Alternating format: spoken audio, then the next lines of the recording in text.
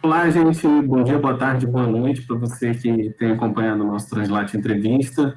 Nosso convidado de hoje é o professor Edmar Checon, professor da UF. Também fez o seu doutorado na Universidade Federal Fluminense e, inclusive, teve um período de estágio pós-doutoral na França, se eu não me engano, na Escola de Altos Estudos em Ciências Sociais, e vai nos brindar hoje com a sua presença aqui no nosso Translate Entrevista. Vou passar agora a palavra para o Eduardo, e antes disso, agradecer ao professor pela disponibilidade de estar aqui com a gente, sabendo que estamos ainda no meio de uma pandemia, né? E muito obrigado por dispor do seu tempo para poder falar um pouquinho sobre a sua trajetória. Reforçar o agradecimento ao Edmar pela presença aqui com a gente. E, enfim, uma entrevista que para a gente é muito, muito legal, assim como foi a entrevista com a professora Vânia, assim como a entrevista com a Renata, Tereza, com o Mário Jorge, que foram os nossos professores. O Edmar foi nosso professor na graduação, na pós-graduação. Então é sempre um prazer estar aqui com essa pessoa que formou a gente na prática. Enfim, então, mais uma vez agradecer demais. Edmar está vendo a minha banca de mestrado, banca de doutorado, enfim. Então, uma figura muito querida para mim também. Edmar, então... Dudu, no saudoso curso de História da Cultura na Alta Idade Média. Exatamente. Enfim, Edmar, então, a primeira pergunta que a gente normalmente encaminha para os professores é uma pergunta bem básica, assim, e meio que fundante, assim, das entrevistas que a gente faz, como é que se deu esse interesse pela história medieval? Né? Porque a tua trajetória, a gente vai falar um pouco disso ao longo da entrevista, ela não começa nem na história, ela começa em outra carreira muito diferente, começa na engenharia.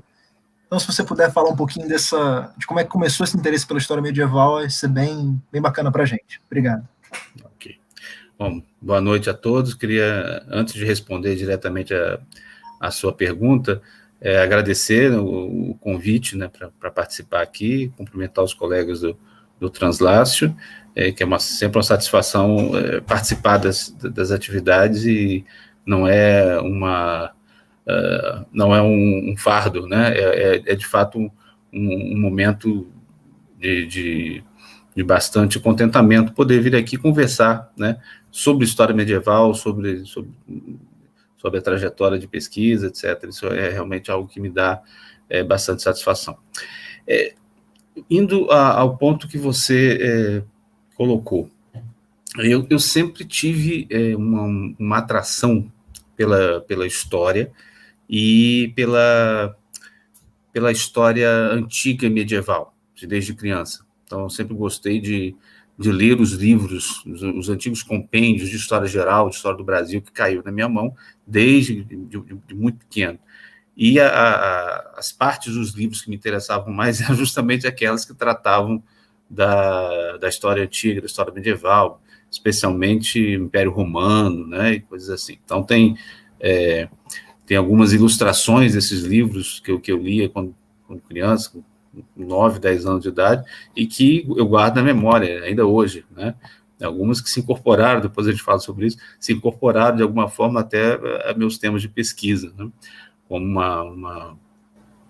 uma figura sobre São Martinho de Tours que eu conheço desde que eu tinha 9 anos de idade, que me chamou a atenção, ou então uma ilustração de uma batalha do rei Clovis, né? Temas que acabaram, né, por caminhos diferentes, se incorporando algumas coisas que eu fiz.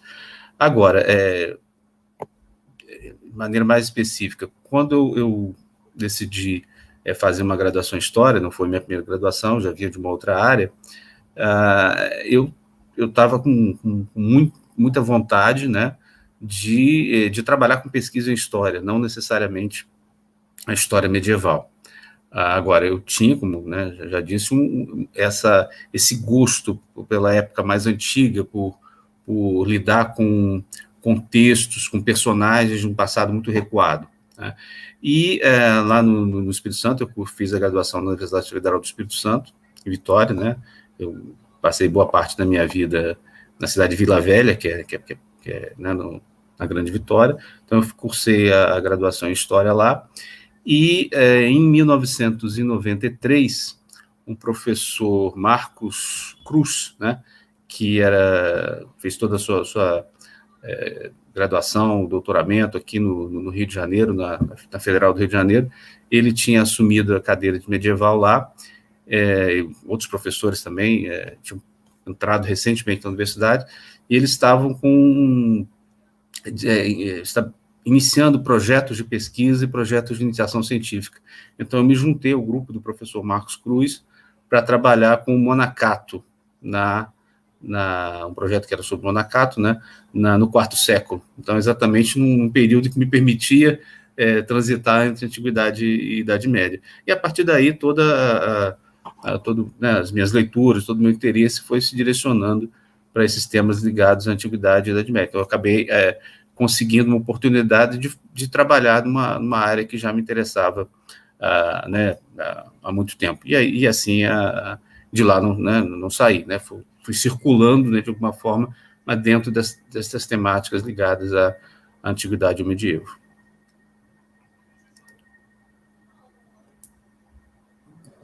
Ok, professor, muito obrigado pela sua resposta. Recentemente, eu pude assistir lá o evento organizado pelo escritório, inclusive mando um abraço para os colegas, e em especial para a Débora, que tem participado nos últimos anos com a gente na confecção da participação, né, da produção e também do nosso projeto de curso de extensão, digamos assim, né, sobre teoria e metodologia da história medieval. Um grande abraço para ela. E, recentemente, nesse evento, vocês convidaram professores portugueses, também professores franceses, né, o Jean-Claude Schmitt encerrou o evento. Se eu não me engano, foi a última mesa. Né, e isso remete a uma questão muito interessante, que é o fato de que, durante boa parte digamos assim, da consolidação, como a professora Vânia, aqui na entrevista dela, o próprio Hilário também, dessa relação que digamos assim, a medievalística brasileira tem com a historiografia francesa, e inicialmente também, em grande medida, com essa historiografia portuguesa. E aí uma questão que a gente tem formulado para a maioria dos nossos convidados é se, apesar desse desenvolvimento, desses laços muito estreitos iniciais com a historiografia francesa, se é possível a gente pensar que tem alguma especificidade nessa história medieval produzida aqui no Brasil. Se, a seu ver, né, existe alguma especificidade, algo que a gente aqui produz de uma maneira diferente, alguma coisa desse tipo. E aí seria muito legal ouvir a sua opinião a respeito disso. Bem, eu acho que a produção, os estudos e a produção em história medieval no Brasil tem não só crescido, né, nos últimos anos, nas últimas décadas, né, mas tem também se tornado bastante variadas. Então, a gente tem hoje não só uma concentração em determinados recortes temáticos ou cronológicos ou mesmo espaciais, né, mas a gente tem uma multiplicidade de temas e de recortes sendo frequentados. Se a gente considerar, vou dar só o exemplo do laboratório que eu participo mais diretamente, o escritório, né, que ele iniciou suas atividades com uma concentração em estudos ibéricos, isso está no nome do Laboratório de Estudos Medievais e Ibéricos, né? Mas, gradativamente, ele sempre hoje tem trabalhando com outros campos mais tradicionais, na medievalística também, a França, Inglaterra, Itália, e tem estudos árabes. Então, a gente tem uma variação muito grande dentro do objeto.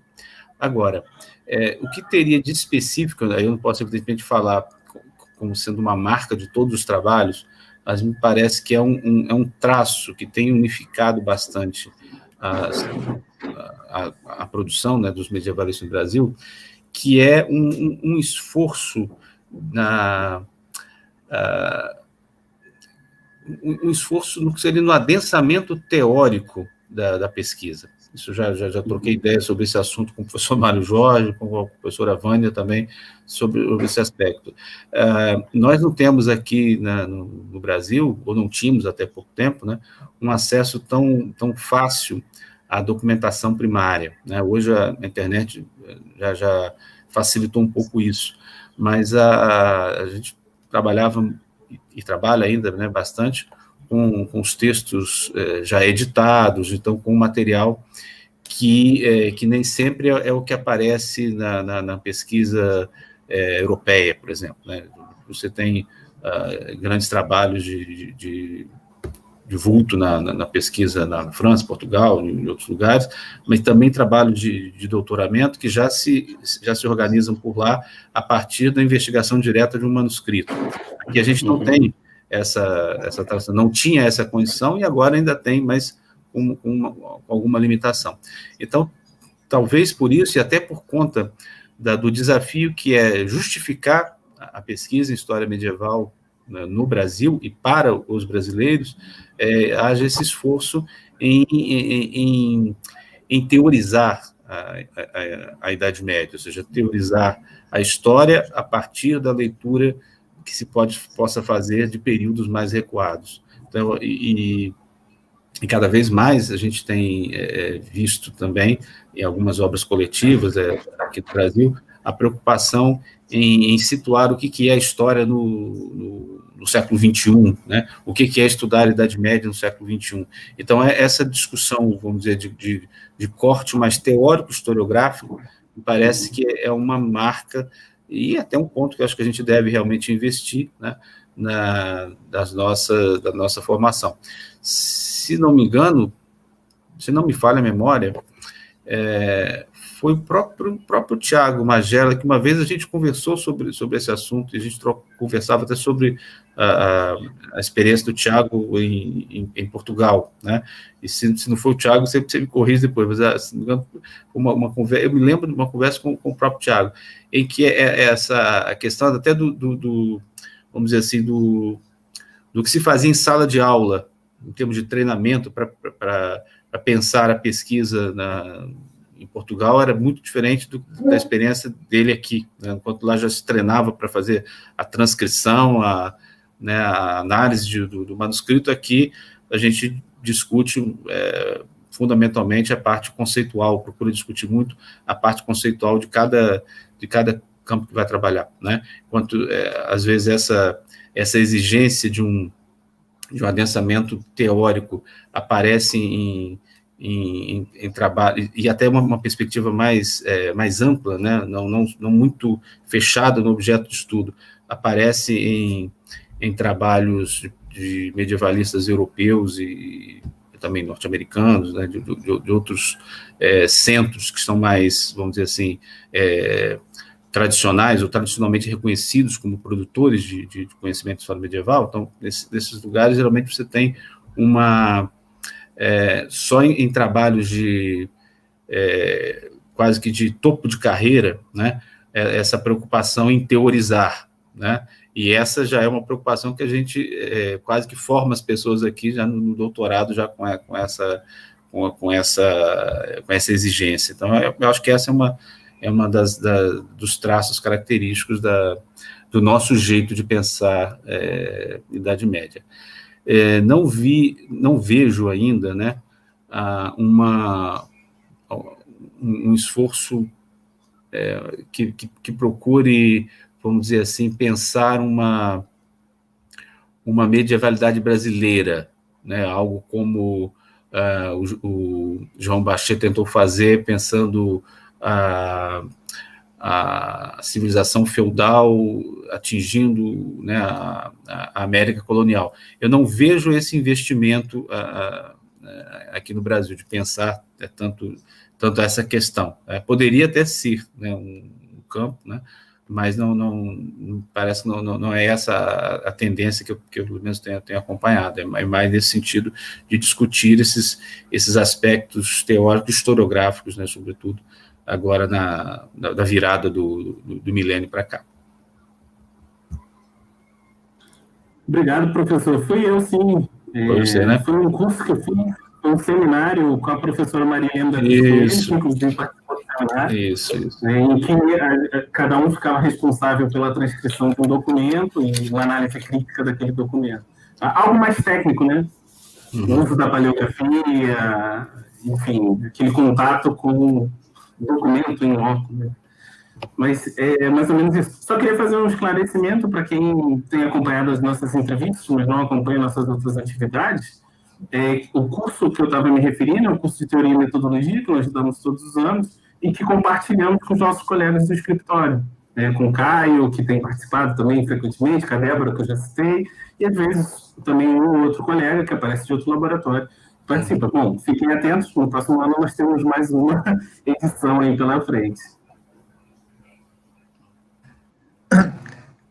Edmar, você estava comentando da necessidade, muitas vezes, que a gente tem de justificar o que a gente estuda, né, aqui no Brasil, e como isso acaba dando uma certa marca para a nossa historiografia. E aí, uma questão que acaba sendo, que passa um pouco por essa ideia da justificativa, é a questão de qual é a função social, então, que os medievalistas têm, ou talvez deveriam ter, atuando aqui no Brasil. Então, a gente queria muito ouvir o que você teria a dizer nesse sentido. Em primeiro lugar, eu acho que a relevância, né, a importância da história medieval, ela não pode ser pensada de maneira separada em relação à relevância da história como um todo, né? Acho que são alguns pontos que eu acho que são básicos para a gente poder avançar em qualquer discussão dessa natureza. Primeiro, uma ideia que me é muito cara, né, que é a questão de que todo conhecimento, a busca de todo conhecimento é válida, né? Então, não me preocupo muito, né, com uma exigência excessivamente pragmática em relação à relação entre o que se estuda, o que se produz, e uma certa aplicação prática, digamos assim. Eu acho que esse é o primeiro ponto de partida, a vontade de conhecer, a paixão por conhecer, né, por ir além, né, por ver o que tem do outro lado do morro, né, o outro lado da curva. Eu acho que isso é um traço do ser humano e justifica, né, o conhecimento se justifica por si só. Especificamente no caso da história, eu acho que a gente tem uma oportunidade de oferecer a quem lê os nossos trabalhos uma experiência com alteridade no tempo. Então, acho que qualquer campo da história, ele proporciona isso, tá? Em certo sentido, em história, você faz uma espécie de viagem no tempo, né? Uma viagem não simplesmente no sentido do entretenimento, mas do contraste, em pensar, em refletir sobre o contraste, como que as coisas mudam, né, ao longo do tempo, e como que determinadas coisas não mudam, né? Em qualquer época, as pessoas comem, bebem, se reproduzem, se matam, se odeiam, se amam. Então, esses aspectos que nos conectam, né, ao longo de toda a trajetória da humanidade, a história nos ajuda a pensar como isso se efetiva de maneira muito distinta no tempo. Então, qualquer recorte, né, eu acho que também se justifica, né? Eu não vejo a necessidade de achar uma relevância especial, né, para a Idade Média, por exemplo, para um determinado recorte da Idade Média. É claro que numa perspectiva mais vamos dizer assim, de iluminação do presente pelo passado, você pode levantar temáticas que, sem as quais, ou sem a reflexão partindo do período medieval, seria difícil de você entender aspectos da realidade contemporânea. Se a gente pensar nas relações por exemplo, entre feudalismo e capitalismo, que vocês conhecem bem no Translácio, a própria ideia de gênese da Europa, ou seja, discutir esses elementos do tempo. Então, evidentemente que a Idade Média aí ela tem uma contribuição especial, ou no campo que eu trabalho mais diretamente, ligada à história do cristianismo, da cultura cristã. Então, evidentemente que os estudos medievais aí, eles têm não vou dizer apenas uma relevância, mas eles têm um lugar à parte, evidente, por conta vamos dizer assim, da circunscrição, né, de processos à própria Idade Média. Mas, para mim, o fundamental é essa capacidade de pensar, não só pensar o tempo, né, a definição clássica do Marc Bloch, a história e a ciência dos homens no tempo, né, mas é a ciência dos homens no tempo, mas que permite que, através do contraste, eu me conheça. Né? Então, eu, pelo menos, parto desse princípio. Né? É quando eu olho para aquilo que é diferente, seja no espaço ou no tempo, é que eu me conheço melhor. Então, por isso que eu faço analogia com a viagem, né?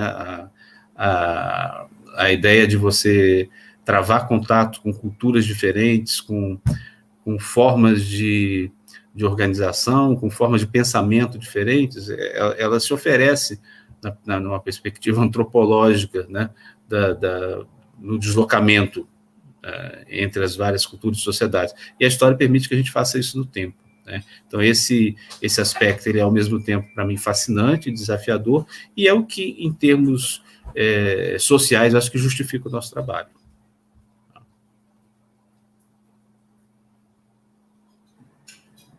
Obrigado, professor, pela resposta.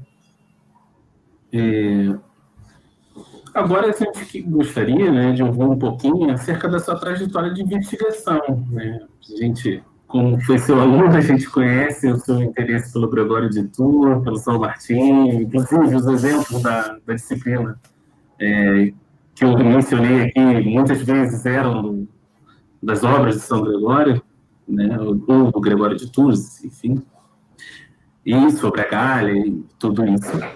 E aí, só que a gente viu que, de certa forma, embora muitas vezes o seu interesse de pesquisa fosse em relação à Gália, ele já variou de diversas formas. Você começou, assim, uma pesquisa sobre profetas, curandeiros, agora você está pesquisando sobre as viagens, você já pesquisou sobre fronteiras étnicas, né? Então, a gente queria ouvir um pouquinho essa evolução, porque, de certa forma, esses também são os diferentes tempos digamos assim, né?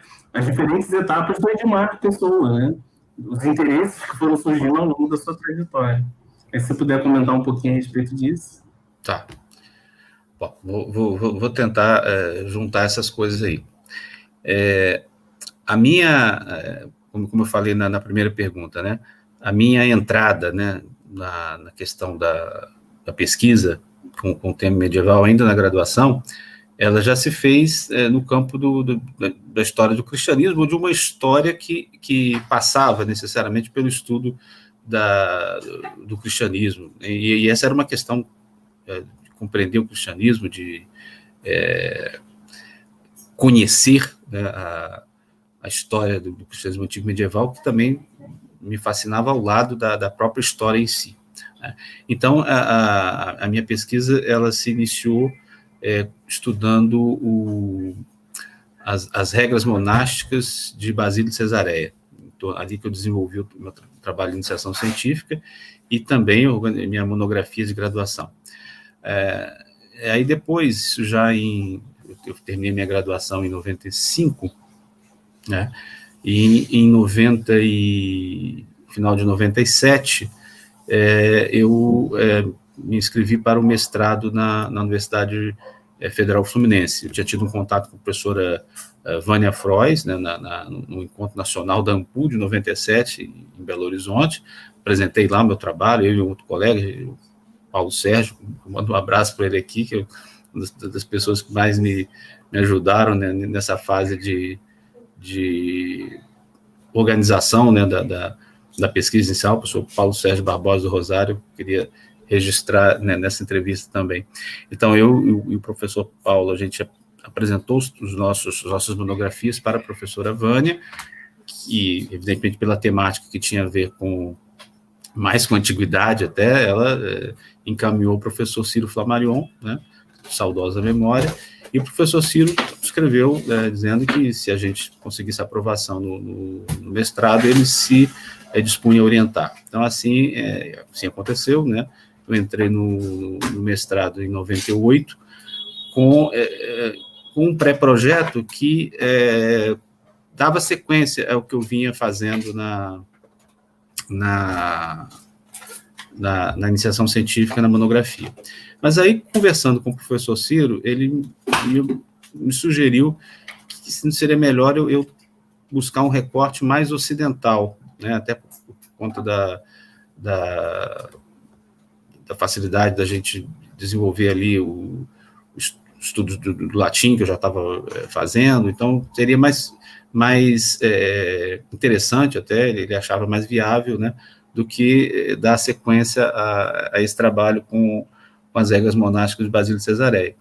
E aí que entra o São Martinho, né? Aí eu lembrei da figura de São Martinho de Tours, que, como eu falo, tem uma ilustração do livro do professor Borges Hermida, que tem lá São Martinho dividindo as vestes com o mendigo. Isso estava na minha cabeça desde criança. E num curso de especialização que eu fiz também lá no Espírito Santo, em que o professor Marcos Cruz ministrou uma disciplina, ele havia utilizado uma tradução da obra do Martinho, do Sulpício Severo, A Vida de São Martinho. Então, eu tinha a fonte traduzida, e desse aspecto, eu sou muito pragmático, né? Eu optei por fazer um trabalho com uma documentação que eu já conhecia e que eu sabia que o acesso era garantido. E assim, ou seja, eu fui dando sequência ao meu trabalho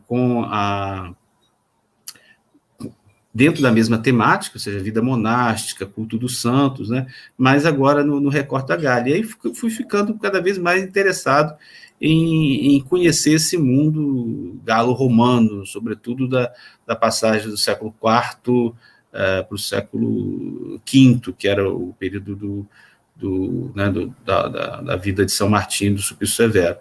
E apresentei depois uma proposição para um projeto para doutorado, até pelo recorte temático já com a professora Vânia, de medieval, em que eu continuava trabalhando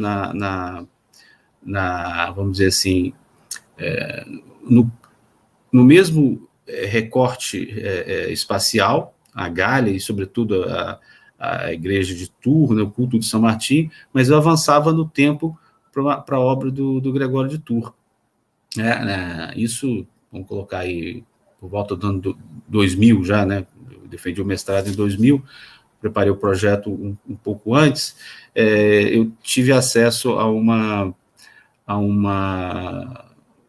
dos volumes da Patrologia Latina, que tinha, inclusive, na biblioteca da UF, né? Então, mais uma vez, eu tinha a fonte que eu precisava, também já tinha comprado a tradução da obra do Gregório de Tours, então eu tinha os instrumentos para continuar pesquisando dentro da mesma temática, né?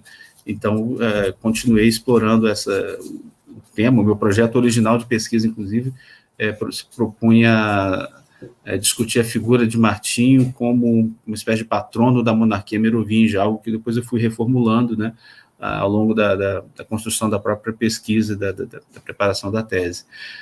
Então, vamos dizer assim, o campo temático sempre girou em torno dessas relações entre o processo de afirmação do cristianismo e o relacionamento disso com outros campos da vida social, seja o estabelecimento dos bispos como uma autoridade, como uma liderança episcopal, ou a relação entre o cristianismo, a ideia de santidade e a monarquia, que foi o que eu explorei na tese, né?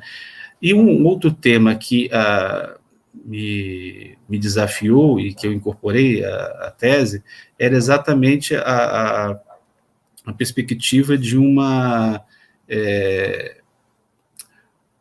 construção identitária, que eu, caso eu explorei isso a partir da leitura da obra do Gregório de Tours, mas acho que é um processo que a gente pode pensar de maneira mais ampla, né? Mas uma construção identitária na Alta Idade Média que procurava ocultar determinadas identidades que a gente poderia classificar como étnicas, né, por exemplo, em benefício de uma identidade cristã de fundo. Então, é por isso que tem um projeto de pesquisa inicial que você mencionou aí, sobre fronteiras étnicas e religiosas na Gália Merovingia. Essas questões,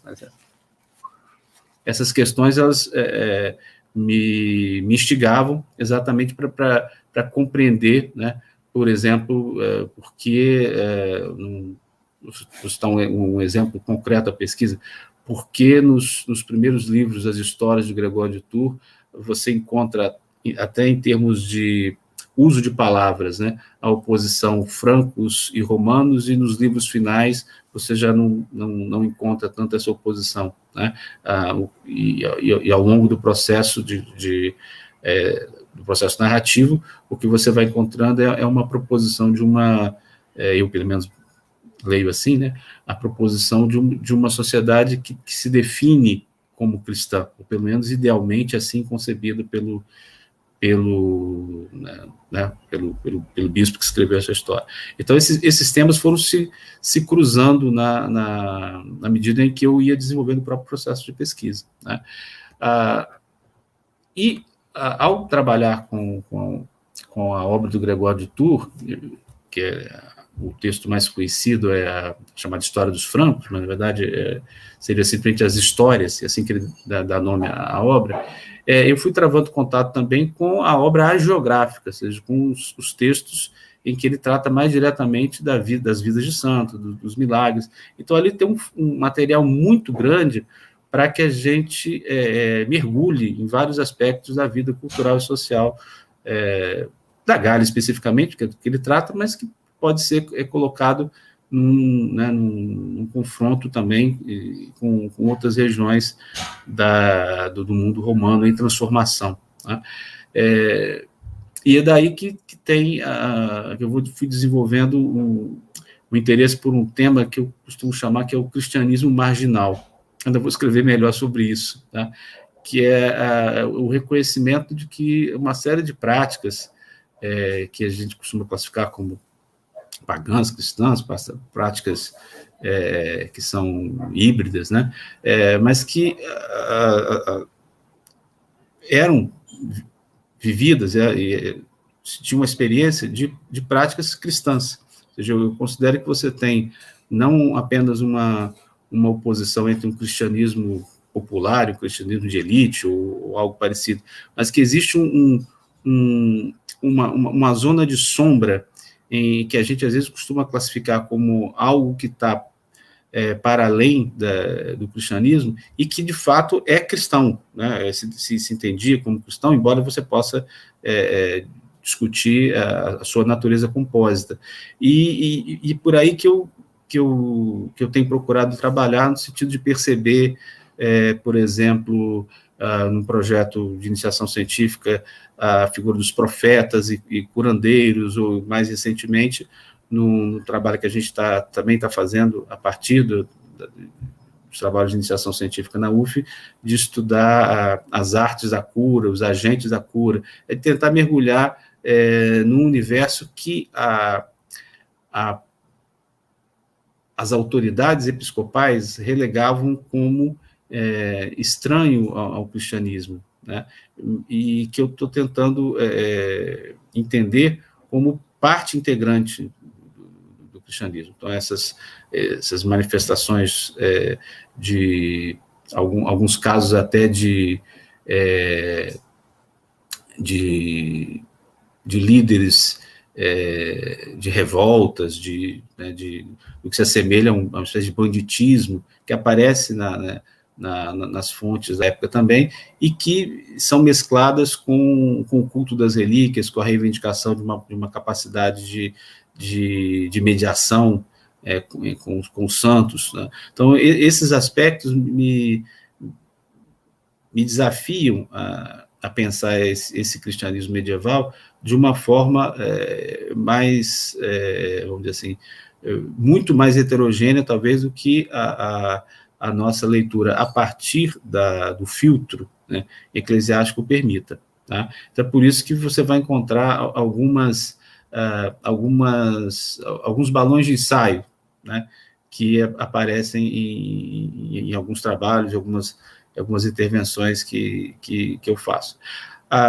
Uma outra questão, dentro da sua pergunta, né, que talvez se reflita nos títulos de alguns trabalhos que eu apresentei, que eventualmente publiquei, tem a ver muito com o meu perfil não só de pesquisador, mas de degustador da história, porque quando eu vou encontrando algumas coisas que me chamam a atenção, eu quero trabalhar com aquilo também, né? Então, eu sei que não dá para abarcar tudo, mas, eventualmente, eu me permito, né, a fazer algumas, né, estender um pouquinho, lançar o olhar para alguns outros campos de trabalho, pensando assim, olha, eu vou começar isso aqui, vou talvez deixar esse projeto no forno, um dia, quem sabe, eu volto a mexer nisso. Então, vocês vão encontrar, tem um trabalho meu chamado Rainhas Missionárias, né, que eu pesquisei um pouco a figura de rainhas, de estratégias de evangelização que passavam pela figura da rainha. É um estudo de gênero? Não chega a ser, né, mas poderá vir a ser um dia, poderá ser um campo, né, em que eu possa investir mais adiante em alguma pesquisa ou colaborar com alguma outra pesquisa. Então, eu acho que não só assim, a minha trajetória de pesquisa, ela foi seguindo alguns acidentes, né, ou convergências de coisas que aconteceram na minha vida e que me permitiram selecionar determinados temas, mas ela também é marcada muito por esse aspecto de tentar mergulhar em questões que realmente me fascinam. Então, eu acho que esse que é o grande ponto. Né?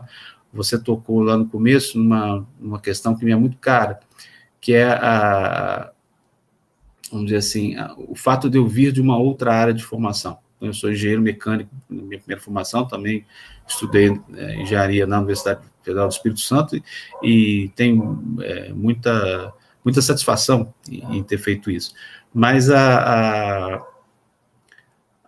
como engenheiro, não me sentia criativo, né? E eu tinha uma vontade de mergulhar em algo que me fizesse ter não só uma satisfação intelectual, mas ter uma satisfação, vamos dizer assim, motivacional mesmo, que me permitisse querer não só trabalhar, mas querer me divertir trabalhando, digamos assim, né? Então, eu costumo brincar que eu troquei, né? Eu passei a trabalhar profissionalmente com o meu hobby e transformei, né, algumas coisas na parte mecânica que eu gosto até hoje, como isso virou meu hobby, né?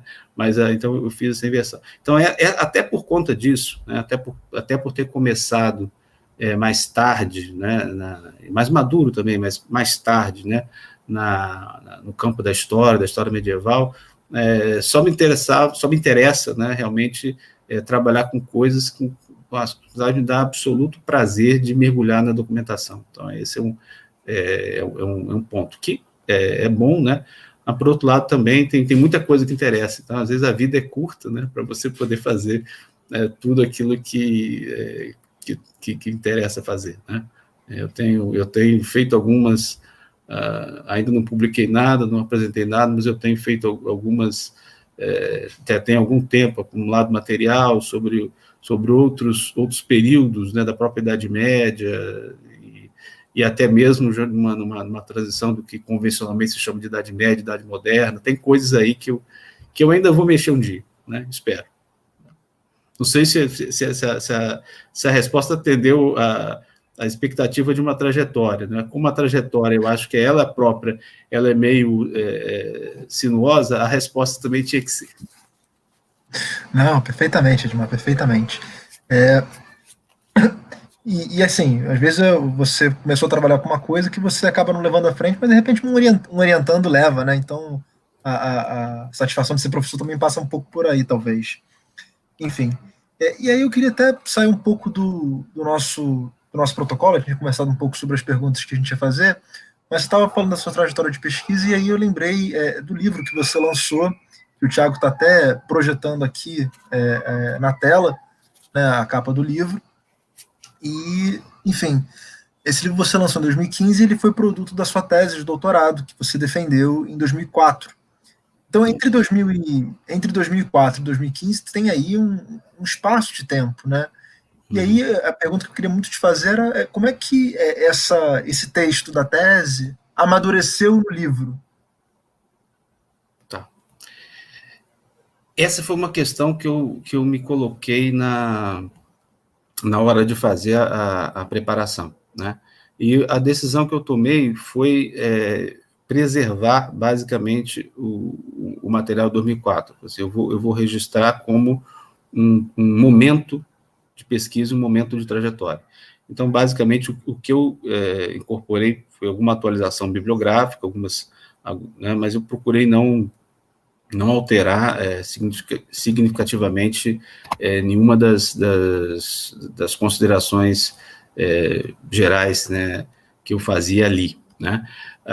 Agora, em termos do que efetivamente amadureceu, em termos de entre 2004 e 2014, né, além do contato com outros textos, uma bibliografia mais vasta, o que eu acho que inclusive falta, que eu acho que falta nessa abordagem, né, da tese e do livro, é uma visão mais ampla da obra do próprio Gregório de Tours. Né, embora apareça ali na construção do livro as referências a toda a obra dele, mas a análise ela está muito centrada nas histórias.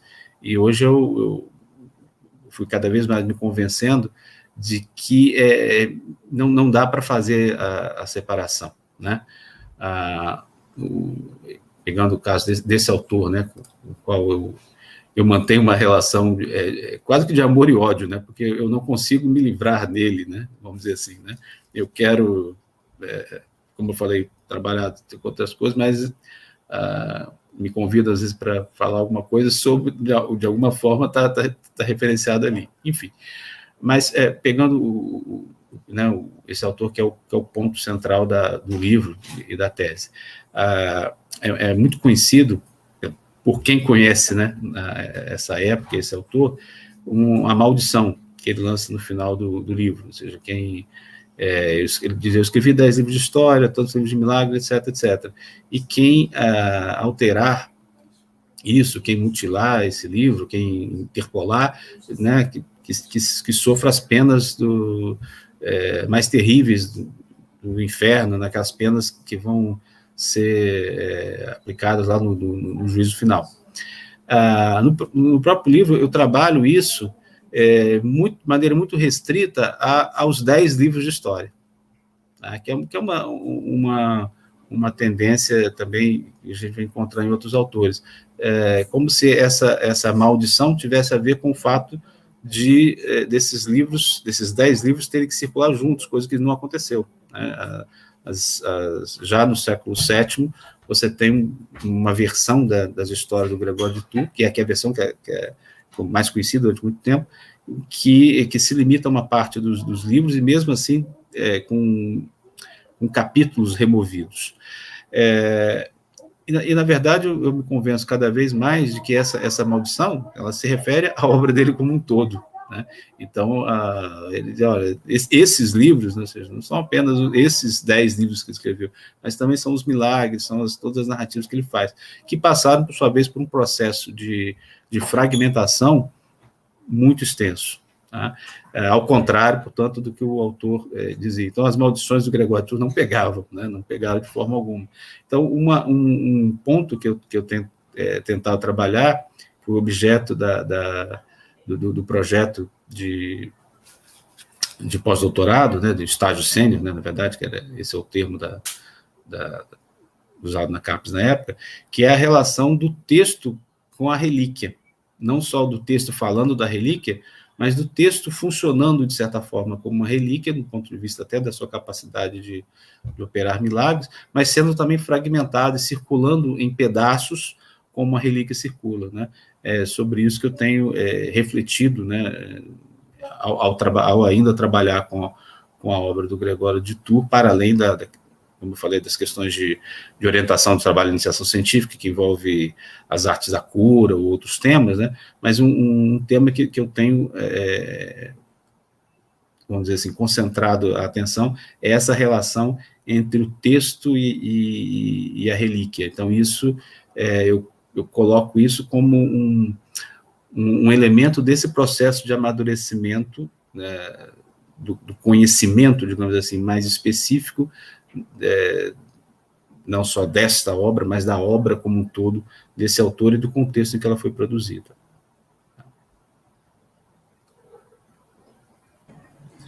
Obrigado, professor, pela resposta.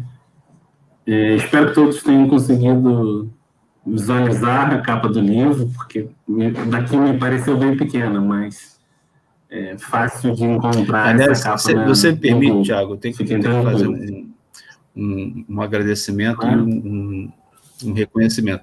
Essa capa aí, eu estava no meio do pós-doutorado e eu tinha que não só preparar o livro, fazer as minhas outras pesquisas, e me pediram para arranjar uma imagem, né? Eu sou muito ruim com o negócio de imagem, de fotografia, né? Mas eu estava nessa época em Paris e estava na época estava me visitando a minha irmã e o meu cunhado, e a gente andando, eu vi, né, na igreja de São Severino, ali no Quartier Latin, essa imagem ali na lateral da igreja de São Severino, e falei assim, essa imagem pode funcionar, que era a imagem de, né, São Martim, né? E aí eu pedi ao meu cunhado, o professor, o doutor Francisco José Dias da Silva, né? Eu, olha, Francisco, fotografa para mim que deve ser a imagem da capa. Acabou ficando, né? E eu não incluí o nome dele, né, como autor da fotografia. Então, ou seja, eu vou aproveitar essa entrevista que vai ficar registrada agora, para que todos saibam. Aquela fotografia foi tirada pelo meu cunhado, Francisco José Dias da Silva, a quem eu agradeço muitíssimo, né, por ter feito isso, porque eu certamente não teria conseguido produzir algo que tivesse a qualidade mínima para ser depois trabalhado em termos de editoração e entrado no livro. É só uma curiosidade que eu não queria deixar passar. Alô, Francisco, tardou, mas chegou no seu momento, tá vendo?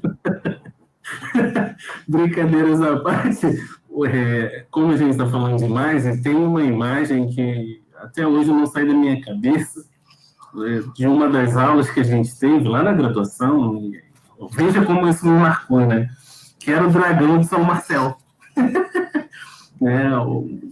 E, alô, queria dar um alô para os amantes de Game of Thrones. Não, né? O professor Edmar lançou há um tempo atrás um artigo chamado Jacques Le Goff, o dragão de São Marcelo, de Paris, né? A geografia e a antropologia. Então, para aqueles que gostam das histórias de dragões medievais, vale a pena conferir essa história nesse artigo. Não é brincadeira, o artigo é muito bom, tá, gente? A brincadeira é a parte dos adoradores de Game of Thrones. Agora, assim, por que eu me lembrei dessa imagem? Porque é quase que uma documentação incontornável para todo medievalista essas geografias, né? E para quem estuda a Alta Idade Média, então, mais incontornável ainda. E aí a gente gostaria de saber, professor, um pouquinho, qual seria a importância, então, dessas geografias para o estudo dessas sociedades medievais? Porque, às vezes, quando a gente está na graduação e tal, escutamos muito falar delas, mas temos pouco contato ainda com as geografias, muito embora a gente tenha vários estudos, por exemplo, aqui na minha cabeça vem os seus trabalhos, o trabalho do pessoal do PEN, da Leila, da própria Andréia, o próprio Hilário com as geografias também, mas ainda assim a gente tem pouco contato direto com essas geografias. Aí, se você pudesse falar um pouquinho sobre a importância das geografias para o estudo das sociedades medievais. Bem, registrar também o trabalho lá do professor Igor, no Rio Grande do Sul, né, que trabalha bastante também com a questão da legendária e outros documentos hagiográficos. Veja, o culto dos santos, né, e das relíquias, né, basicamente uma coisa só, ele é fundamental no cristianismo medieval. Eu diria não só no cristianismo medieval, no cristianismo, né, como um todo, né? Através do culto dos santos, o cristianismo conseguiu estabelecer pontes, né, tanto com o passado pagão, com o mundo pagão, mas também com as várias culturas, com as várias práticas religiosas dos lugares aos quais ele chegava. Então, o culto dos santos, através do seu potencial de mediar a relação das sociedades com o tempo e com o espaço, ele define praticamente o cristianismo medieval.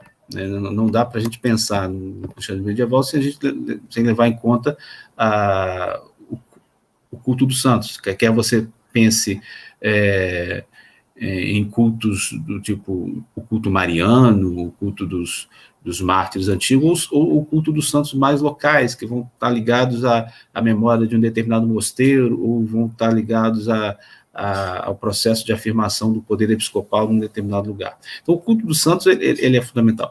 A hagiografia, como a gente fala, um termo que a gente utiliza academicamente, né, na forma como eu procuro me aproximar do campo, remete a todo o universo documental que se relaciona com esse culto.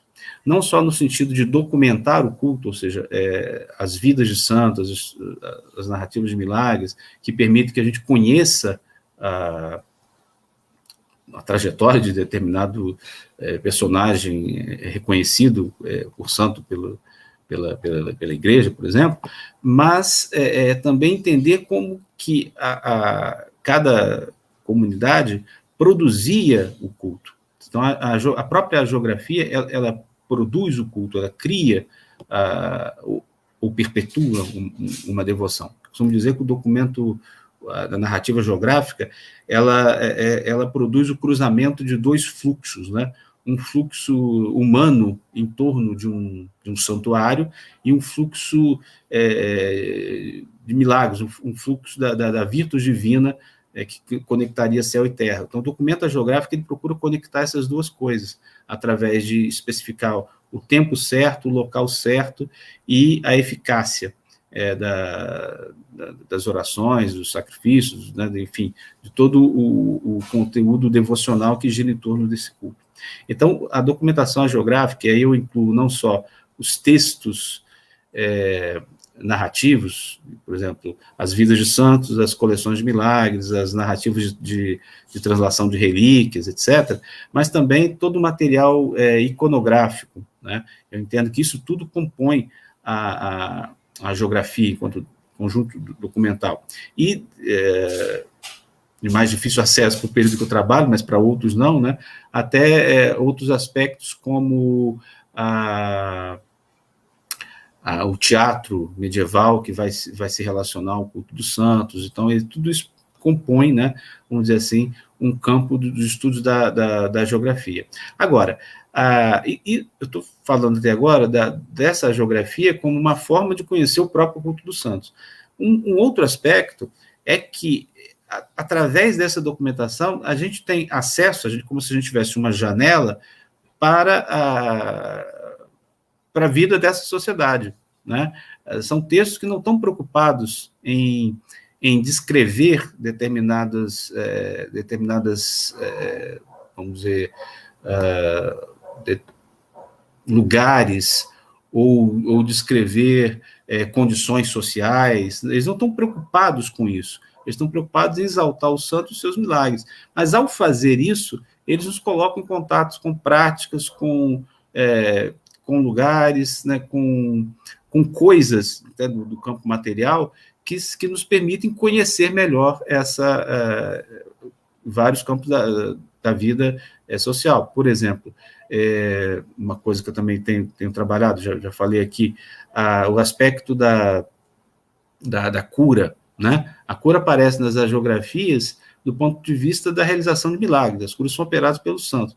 Mas se você consegue peneirar os relatos, você vai encontrar lá uma série de referências a médicos, ou referências ao confronto entre os poderes do santo e os poderes de curandeiros de aldeia. Então você consegue reconstruir minimamente, né, um determinado panorama que talvez uma outra documentação do tipo narrativa cronística, né, ou diplomática, às vezes não permite. Tá? Então, até por esse aspecto aparentemente descompromissado da narrativa geográfica, às vezes ela te revela coisas que você não estava esperando encontrar. Né? Eu me lembro de um trabalho... Agora eu não vou tentar falar quem foi, porque eu posso errar o autor, mas do grupo do Translaço também, que uma dessas bancas que eu participei, mais de um trabalho faz isso, que utiliza muito as vidas dos padres de Mérida e faz uma série de reflexões sobre processos que não tem a ver exatamente com o culto dos santos, né, mas com processos sociais que são evidenciados a partir, ou que podem ser evidenciados também a partir das vidas dos padres de Mérida. O trabalho do Eduardo certamente faz isso. Eduardo, eu acho que o Tiago, não me recordo agora se chegou a trabalhar com essa documentação, mas o Eduardo eu tenho certeza. Do Paulo Pachá. Do Paulo Pachá, né, professor Paulo Pachá. Então, vocês têm em casa, digamos assim, aí, né, mais perto de vocês, exemplos bem interessantes de como essa documentação é rica, para além do objetivo imediato de recomposição da trajetória dos santos. Né?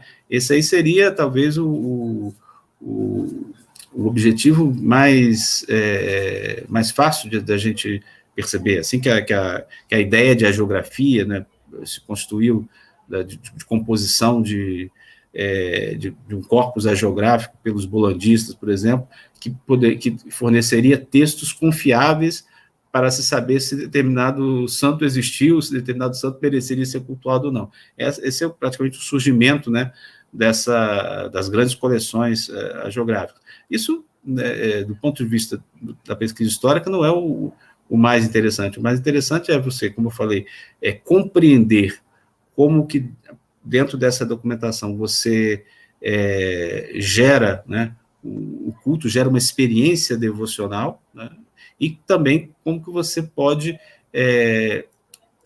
perceber determinadas questões que são laterais para o hagiógrafo, mas que para o historiador podem ser centrais. Tá? Uma outra coisa sobre esse aspecto, né, tem aí na seção de podcasts que o Translaço está fazendo, tem um também específico sobre a geografia, que eu tive a oportunidade de falar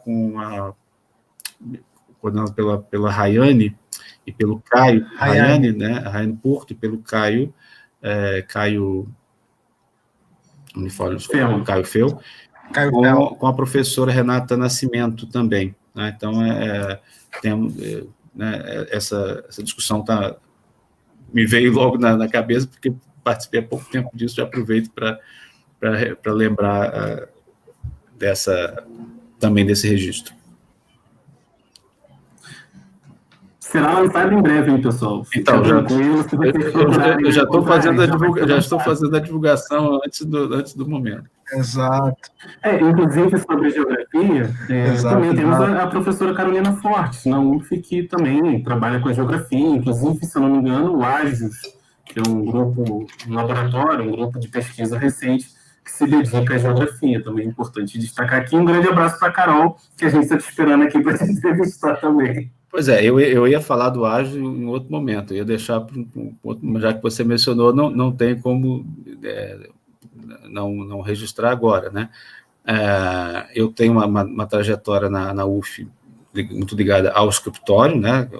laboratório fundado e coordenado pela professora Vânia Frois, como minha orientadora de doutorado, e ano passado, eu e a professora Carolina Fortes, né, a gente organizou, e ainda estamos em fase de maturação, digamos assim, um grupo de pesquisa intitulado AGIOS, né, grupo de estudos sobre a geografia e santidade, que não é só para trabalhar com a geografia medieval, né, a nossa ideia é que a gente possa interagir com as pesquisas envolvendo esse tema, também em outros recortes, né, e eu e a professora Carolina, então, organizamos isso como um grupo de pesquisa, no diretório de pesquisa do CNPq, e a nossa intenção é que, já no ano que vem, ele funcione mais regularmente como um núcleo também de pesquisa dentro do Instituto de História. Tá? Então, a gente já vai encaminhar isso para o próximo ano a gente ter não só uma visibilidade maior, mas também uma condição mais efetiva de trabalho. Então, registro aqui também não só o agradecimento, mas o contentamento dessa parceria com a professora Carolina Coelho Fortes, minha colega lá do Departamento de História. Aqui não é só entrevista, não, tem informação também. E tem um certo marketing também, né, que a gente tem que fazer. Verdade, verdade. Não, e só antes da gente avançar, eu queria destacar que, de fato, essas imagens do São Marcel e do Dragão de Paris ficaram muito na minha cabeça também. Eu lembro quando eu tive, finalmente, a oportunidade de ir a Paris, e fui, claro, como todo turista, a Notre Dame, todo mundo queria ver os vitrais, as torres, as gárgulas, eu queria ver o São Marcel, que ficava na portinha de entrada da fila, e todo mundo queria passar rápido, eu queria ficar ali olhando para o São Marcel para ver pessoalmente a imagem que o Edmar tinha colocado no PowerPoint. Enfim. Edmar, então, você estava falando aqui dos interesses de pesquisa, da trajetória, enfim, e através do escritório, vocês tiveram uma parceria de longa data, ainda tem essa parceria, mas através do CAPES Coffee Cube. E aí a gente queria pedir para você, se você pudesse, avaliar como foram os resultados dessa interação, né? E nesse sentido, um pouco, avaliar o quanto que há de diálogo efetivo entre a historiografia brasileira e francesa, né? Que a gente consome muitos franceses, mas como está sendo a nossa produção recebida por eles, de alguma forma? Bem, o projeto que a gente desenvolveu em parceria com o GAON, né, o Grupo de Antropologia Historique do Ocidente Medieval, que é o laboratório que funciona na École des Hautes Études de Paris, é o laboratório fundado pelo Jacques Legoff, e que teve seu trabalho continuado pela direção do professor Jean-Claude Schmitt, e atualmente é coordenado pela professora Marianne Pollot de Bollier, né, que assumiu em 2014. Né. O projeto tinha a ver com a ideia de narrativas, né, narrativas nas suas várias dimensões. E o grande ganho do projeto, na minha perspectiva, foi não só o estreitamento de laços entre o grupo de trabalho aqui e o grupo de trabalho de lá, quanto a possibilidade de, vamos dizer assim, de experimentar o ritmo de trabalho, o estilo de trabalho que se fazia e se faz no GAON, especialmente no caso da indexação de imagens, né, da formação de bancos de imagens, em que eles têm um trabalho muito forte nisso, tradicional, e não só permitiram, como incentivaram a nossa participação, né, a minha, da outra colega que fez um pós-doutorado, da professora Tereza Renata, a professora Lenora Mendes, o professor Silvio Gonçalves, todos passaram algum tempo, né, no GAON, e tiveram a oportunidade de trabalhar ali. O que a gente, vamos dizer assim, também conseguiu nesse tempo foi um reconhecimento, pelo menos essa percepção que eu tenho, não só da seriedade, mas da qualidade do trabalho que é produzido aqui, né?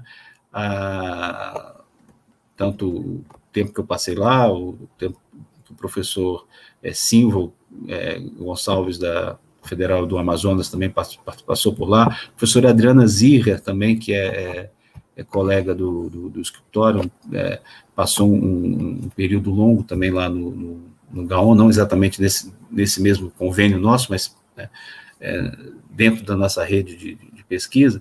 Então, acho que a qualidade do trabalho que é feito aqui, especificamente em Idade Média, ela tem sido reconhecida e tem possibilitado que a gente mantenha uma rotina de encontros, né?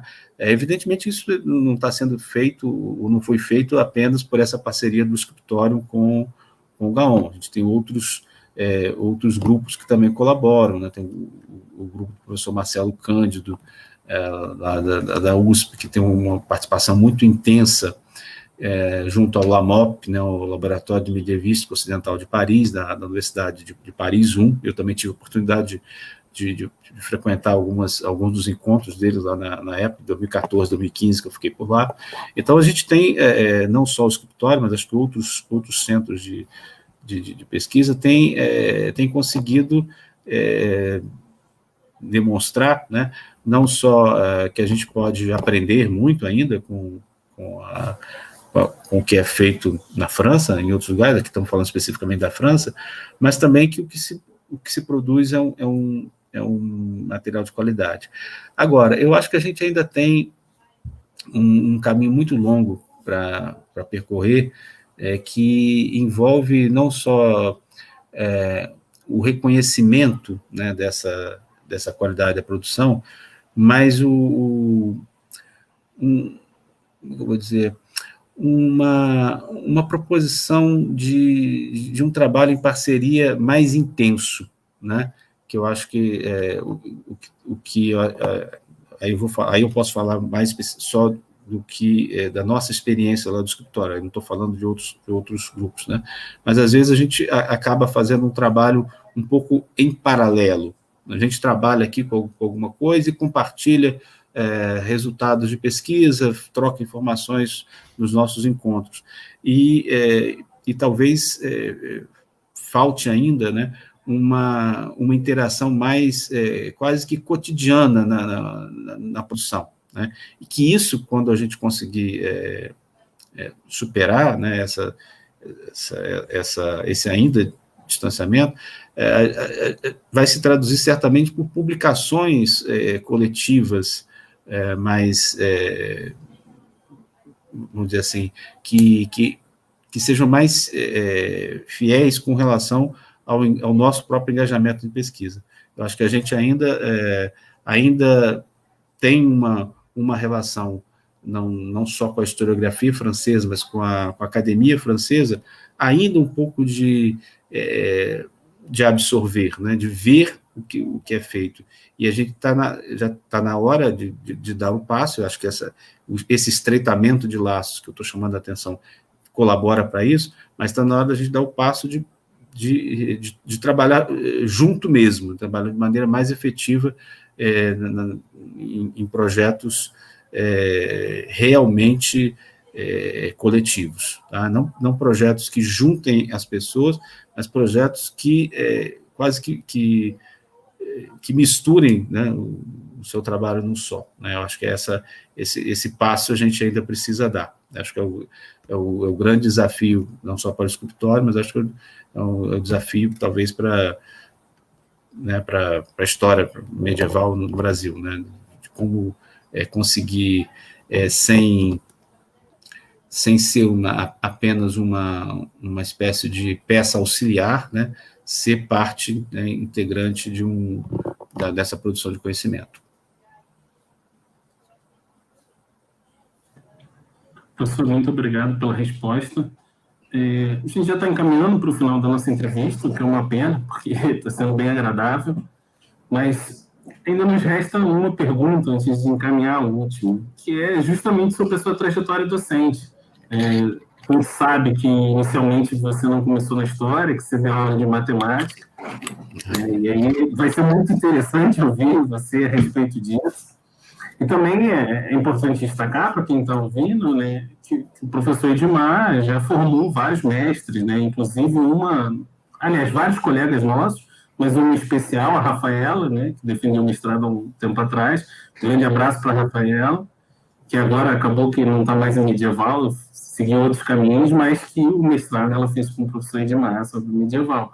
Mas, enfim, e diversos outros alunos de graduação que você acabou marcando ao longo da trajetória, né? Nós temos vários colegas que estudam o Brasil contemporâneo que lembram da sua aula, por exemplo, comentam com a gente, isso aí eu vi na aula do Edmar, né? O quanto você não marcou também uma série de alunos ao longo da sua trajetória e que talvez você nem tenha percepção sobre isso, né? Então, a gente vai ficar muito feliz de ouvir um pouquinho da sua trajetória como docente, como é que você avalia essa trajetória. Bem, a minha experiência docente, como você falou, começou no campo da matemática, né? Como eu falei, quando eu optei por retornar à graduação e fazer um curso de História, durante esse tempo eu me financiava, digamos assim, dando aulas, né, que estavam ligadas à minha formação anterior no campo da engenharia. Naquela época, eu estou falando de 92, né, a gente ainda, principalmente no campo do ensino particular, mesmo você não sendo formado em matemática, você tinha condição de dar aula, era admitido isso, então eu tive essa experiência. Fui professor por 10 anos no Colégio Nacional, em Vitória, né? Foi uma época muito feliz, né? Tomei muita pancada no começo, né? Depois tomei gosto, né? E realmente, até hoje, tenho muita satisfação em ter dado essas aulas de matemática lá no Colégio Nacional, e sou muito grato não só à instituição, mas também a algumas pessoas que eu encontrei lá, como o professor Manuel, né, que era o diretor da época, uma das pessoas que mais me orientaram no aprendizado pedagógico mesmo, na prática, né? Então, é um período que eu me recordo com carinho, né?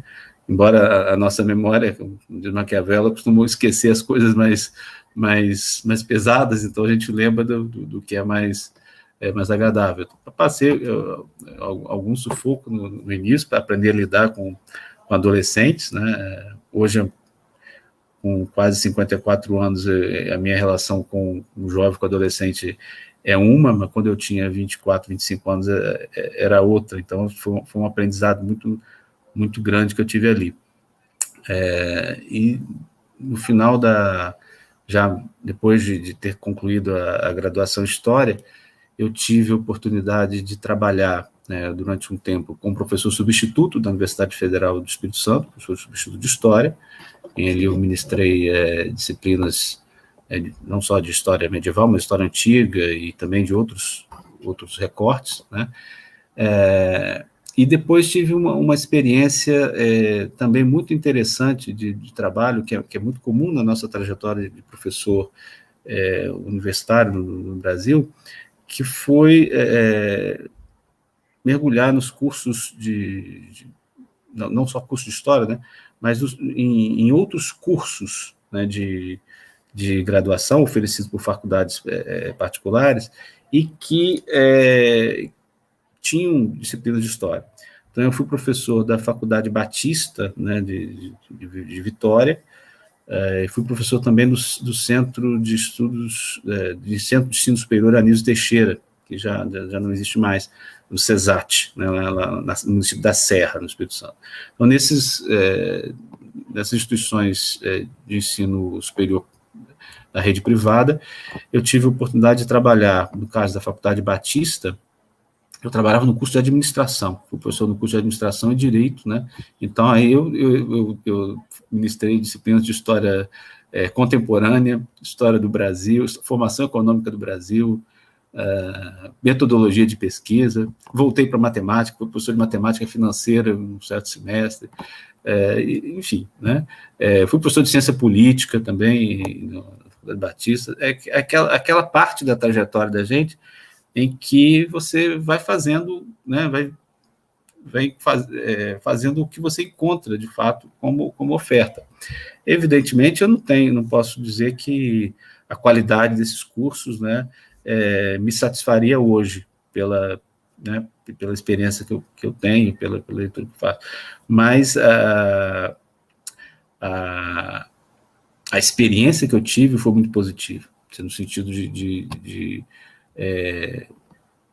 efetivamente aprender não só a lidar com turmas heterogêneas, também, mas de como construir, né, a relação com essas turmas e até mesmo enfrentar, em alguns casos, o desinteresse, né? Esse acho que é o ponto mais dramático, né? Em alguns casos, por exemplo, eu estava dando aula no curso de administração e tinha que trabalhar com história contemporânea, aquela disciplina era uma disciplina que ninguém tinha muito interesse em fazer, né? Então, e eu não sou exatamente uma pessoa capaz de entusiasmar, por exemplo, para contando piadas ou fazendo outras coisas. Não é a minha característica, né? Então, de fato, o desafio de manter o interesse, de tentar estabelecer uma relação daquela disciplina que eu estava ministrando com o cotidiano das pessoas, né? Isso foi um aprendizado duro, mas foi um aprendizado que eu tive ao longo desse tempo como professor nos cursos de administração e direito da Faculdade Batista. Já no CESAT, né, na Serra, aí era um curso de história, então eu tive a oportunidade de trabalhar com várias disciplinas de história também, fui professor de história medieval, antiga e moderna, né? Eu trabalhei com história medieval, antiga e moderna, fui coordenador do curso lá também durante um tempo, né? E em 2006, então, eu realizei um sonho, que era poder não só entrar como professor efetivo na Universidade Federal Fluminense, mas poder passar a me dedicar exclusivamente à história medieval, né? Então, então, a partir de 2006, eu, né, consegui entrar na Universidade Federal Fluminense e passei a trabalhar basicamente além da disciplina chamada História Medieval, que compõe o nosso ciclo básico, né, na UF, eu passei a trabalhar também com duas disciplinas, ou dois campos, né, que se desdobravam em algumas disciplinas, que tinham a ver com história da cultura na Alta Idade Média e história do poder e da política na Alta Idade Média, que ambas se relacionavam de alguma forma com o que eu tinha trabalhado principalmente no doutoramento, né? Tanto a questão cultural, que eu exploro mais, mas a questão da realeza medieval, das concepções de realeza medieval me ajudavam, essas disciplinas me ajudavam bastante até amadurecer os meus interesses de pesquisa. E isso tem sido uma experiência bastante interessante, tanto na graduação quanto na pós-graduação, no programa de pós-graduação em História da UF, né? Sempre trabalhar esses temas, né? Algumas coisas que vocês falaram têm me marcado, né? Porque eu, de vez em quando, encontro algum aluno que fala isso. Eu lembro de uma coisa que você falou, eu lembro de uma anedota que você... Eu não sou piadista disso, mas às vezes você tem uma anedota, um elemento que ajuda até a chamar a atenção das pessoas para alguma coisa. E cada vez mais eu me dou conta assim, da responsabilidade que é você falar determinadas coisas, né? Porque, às vezes, uma observação, uma informação que aparentemente é banal, aquilo crava como um prego, às vezes, na pessoa, e você é responsável por isso. Então, essa percepção tem sido, vamos dizer, tanto um contentamento, né, de sempre perceber que, de alguma forma, você marca a vida das pessoas, mas também esse susto que dá, às vezes, você entendeu, olha, essa pessoa aqui, eu acho que eu ajudei, né? Em alguns casos eu vejo, mas aí eu também pergunto, mas será que tem outros cuja memória, né, seja, né, exatamente o oposto que eu possa ter, né, atrapalhado, né? Então, isso mas esse é um desafio, acho que, de toda a profissão em que você interage com as pessoas e da profissão de professor em especial. Não pode ser um bloqueio, é um desafio que a gente tem que enfrentar. O que eu tenho procurado fazer, né, quando organizo os cursos, principalmente o curso básico, eu parto do princípio de que o aluno que está entrando na universidade, ele ainda tem não só uma cabeça, mas um jeito de estudar, um jeito de se relacionar, que é muito do ensino médio. Então, o que eu procuro fazer é não produzir um choque muito grande. Tá? Então, eu até me permito, principalmente no início dos cursos do básico medieval, até me permito uma apresentação um pouco mais informativa dos conteúdos, né? Até um pouco tradicional. Acho que essa às vezes, até uma crítica que eu mesmo faço, né? Às vezes eu acho que esse curso não está tradicional demais, não está contar a historinha demais, né? Mas, às vezes, eu me permito fazer conscientemente isso, né? Porque eu acho que vai quebrando um pouco o sentimento de, sei lá, de estar perdido, de estar num ambiente muito diferente daquele que conheceu. E aí, ao longo do curso, né, principalmente quando a gente faz a transição já vem da Alta Idade Média para a Idade Média Central, aí já entra um pouco mais a parte conceitual, e as pessoas já estão um pouco mais tranquilas, mais assentadas, e a gente consegue ir avançando, tá?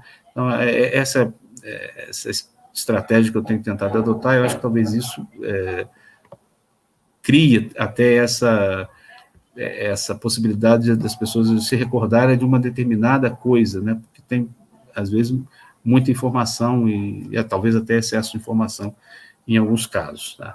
Mas a experiência tem sido bastante, vamos dizer assim, agradável, inclusive nesse período agora que a gente está tendo de pandemia, né?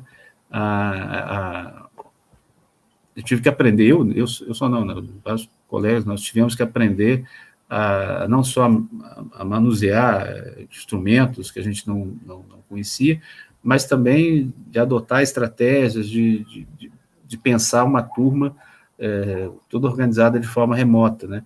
Então, isso tem sido desgastante, mas tem sido também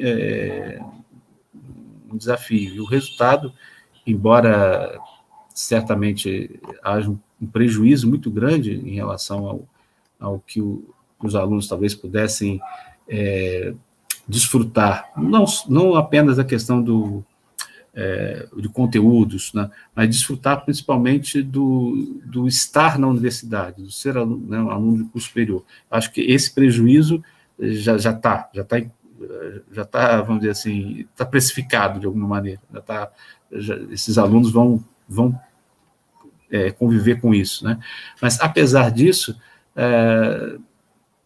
há uma satisfação em você chegar agora, estamos chegando no final do período, e você vê os alunos comparecem nos encontros online, os alunos, não apenas por conta da nota, porque a gente já tem a vida resolvida ali, mas conseguem manter um interesse naquilo que estão fazendo. Então, essa experiência, de fato, tem sido, né, bastante interessante aí nesses 14 anos que eu já estou na Universidade Federal Fluminense. Eu já, como eu comentei agora, já passei por várias instituições, várias empresas, né?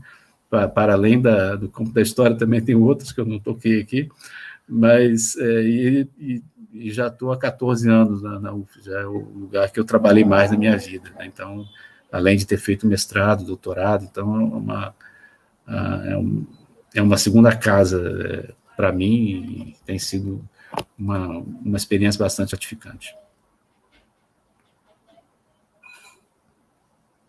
Obrigado, Edmar, por compartilhar essa trajetória com a gente. E agora a gente, como estou falando, encaminha para a última questão, que é uma questão que a gente tem feito para todos os professores que a gente entrevistou até aqui, que é a pergunta do que você recomendaria, do que você diria para um jovem medievalista, para alguém que estivesse interessado em estudar história medieval, alguém chega lá no seu gabinete e falou, Odmar, quero trabalhar com história medieval. E aí, o que você diria, qual seria a primeira coisa que você diria para esse aluno fictício que a gente está criando? Desculpa, eu diria o que eu costumo dizer, desculpa, só eu falei demais na pergunta anterior, fiquei com a garganta seca. O que eu diria, o que eu costumo dizer, geralmente nas primeiras aulas no curso de História, né? Eu até brinquei com vocês antes, quando a gente estava trocando algumas ideias. A pergunta, você tem certeza que é isso que você quer fazer? Né? Não apenas no sentido de vamos dizer, de apresentar uma dificuldade muito grande no trabalho que eu faço, que, de certa maneira, aumenta, né, o meu tamanho. Olha, eu faço aqui um negócio muito difícil, é isso mesmo que você quer fazer? Não, mas não é só isso. A questão que eu coloco, que está por trás desse, você tem certeza se é isso? Ou por que você quer fazer isso? Né? Até a pergunta que vocês me fizeram no começo, por que eu optei por essa área? É porque eu entendo que, para trabalhar com história, especificamente história medieval, história antiga também tem isso, você tem que ter paixão por aquilo. Tá? Então, a pergunta, efetivamente, colocada de uma forma mais acadêmica que eu faria, né, seria, você tem paixão por isso? Você tem, de fato, vontade de mergulhar nisso? Porque dinheiro você não vai ganhar com isso. Né? É questão, né, prática. Dinheiro você não vai ganhar com isso. Se você for muito bom, você pode se tornar conhecido, você pode, né, temos casos aí de historiadores que se tornam figuras para além da sala de aula, da universidade, se tornam figuras do show business, até, de certa maneira. Mas isso tem a ver com o talento individual, com características pessoais. Agora, especificamente, fazendo a pesquisa com as crônicas, com as agiografias, com a documentação de arquivo, é preciso que tenha ali não só um interesse, digamos assim, científico, tem que ter um gosto, tem que ter uma vontade realmente de fazer aquilo. Então, eu digo assim, para determinadas coisas, não basta você ter talento, você precisa ter talento, mas você precisa ter paixão. Então, a pergunta que eu faria seria basicamente essa, né? O que você quer fazer? Né? Você quer fazer, eu quero fazer história medieval para entender o mundo de hoje? Então, não é isso, não é por aí. Pode até te ajudar a entender, mas você precisa saber se, isso em qualquer profissão, né, ao trabalhar com aquela área, você se sente feliz, você se sente criativo, você se sente capaz de contribuir. E eu acho que você só faz isso se você tiver paixão. Então, apesar de eu ser uma pessoa aparentemente racional, né, mas a razão, para mim, ela só funciona se for movida a paixão, senão você não faz nada na vida. Então, a grande questão que eu colocaria, e coloco, né, para quem quer trabalhar, não só quer trabalhar comigo, quem quer trabalhar com história medieval, tem certeza? Por quê? Porque você precisa saber dos desafios, mas são desafios que você vai vencer não só com a sua inteligência, com a sua dedicação, com o seu talento, mas você tem que ter paixão, você tem que ter alguma coisa queimando dentro de você que faça você querer continuar fazendo isso. É assim que eu vejo essa situação. Imagino que vocês que estão nessa área também já há algum tempo, não são, apesar de jovens, não são meninos, né, como a gente diz, já têm tido essa experiência também, né, de sentir que se você não tiver um algo mais que faça você andar, você não vai conseguir, você pode até ficar na área, conseguir ter sucesso, mas eu acho que você não tem uma realização completa se você realmente não estiver fazendo algo com absoluta satisfação. Ou seja, colocando de outra forma, eu posso trabalhar com história, dar aula, eu posso orientar, posso participar de um momento como esse aqui. Evidentemente que tem aspectos da profissão que são desgastantes, que são irritantes. Por exemplo, corrigir prova, acho horroroso, detesto corrigir prova, eu sofro quando eu corrijo prova, né? Por isso que eu demoro, né? Deixo para corrigir todas juntas e para sofrer de uma vez só, né? Então, isso é horrível. São né, pedras que tem no caminho. Mas eu posso fazer tudo isso aqui com satisfação, e daqui a pouco eu vou pegar um livro aqui sobre a Galia Merovingia e vou ler como passatempo. Tá? Então, é isso. Eu acho que se não tiver isso, ou se não tiver algo próximo disso, dificilmente você vai conseguir caminhar numa carreira que, do ponto de vista do seu reconhecimento social e até mesmo dos resultados financeiros, ela evidentemente não está entre as mais promissoras no contexto que a gente vive. Tá? Então, seriam essas as observações que eu faria para esse hipotético aluno que adentraria a minha sala dizendo que ia fazer um diagnóstico. Já tive experiências assim, mais ou menos assim. A gente pode chamar esse aluno hipotético de valafreiros. Não tem problema nenhum. Professor Adhemar, a gente queria muito agradecer pela entrevista, foi muito legal esse tempo que a gente passou aqui da entrevista, poder ouvir um pouquinho mais da sua trajetória. A gente sabe que ao longo da graduação as coisas são muito corridas mesmo, enfim. E eu acho que essa entrevista aqui vai ser bem legal para que mais pessoas possam conhecer um pouco melhor da sua história também. E é o que o Eduardo tem falado em praticamente todas as últimas entrevistas, né? A gente, às vezes, não tem noção do autor para além do texto, né? E aí é legal esse momento da entrevista, porque a gente começa a associar, né?